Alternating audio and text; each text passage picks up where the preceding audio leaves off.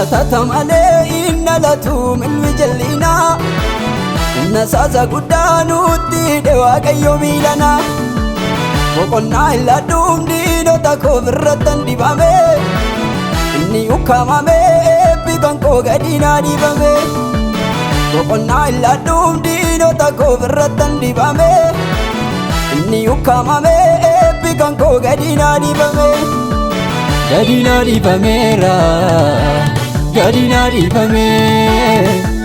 gadi naa dibameera eebbi kan koo gadi naa dibame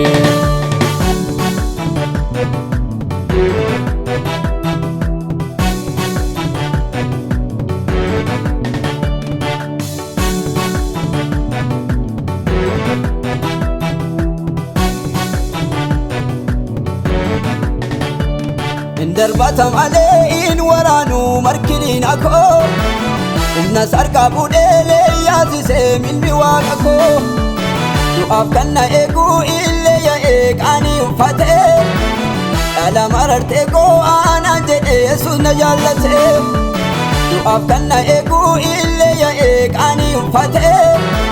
dhala marartee koo aanaan jedhee Yesuus na jaallatee gadi naa dibameera gadi naa dibame gadi naa dibameera eebbi kan koo gadi naa dibame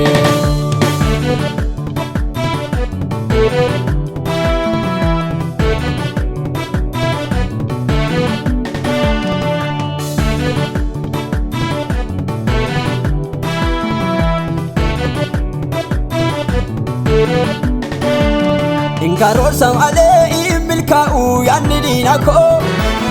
kan ijoollee isaatii booree baasaa milmi Waaqayyo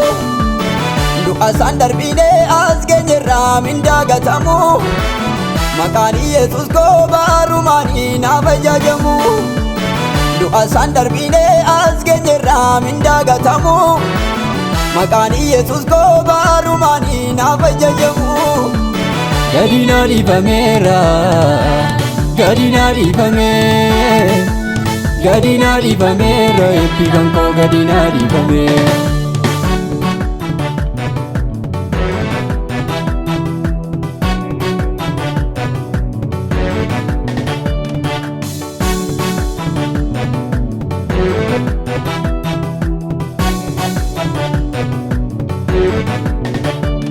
humna isaanutti dheenuu dadhabee milmi jallinaa burqaa yaa'een dhumneenuu badhaasee miisa baarsina namni isaa qabatee dhimma seenuu mudhee daraaraa kanaan itti yaadiin naaf godheera minni waan haaraa namni isaa qabatee dhimma seenuu mudhee daraaraa kanaan itti yaadiin naaf godheera minni waan haaraa gadi naa dibameera gadi naa dibame gadi naa dibameera eebbi kan koo gadi naa dibame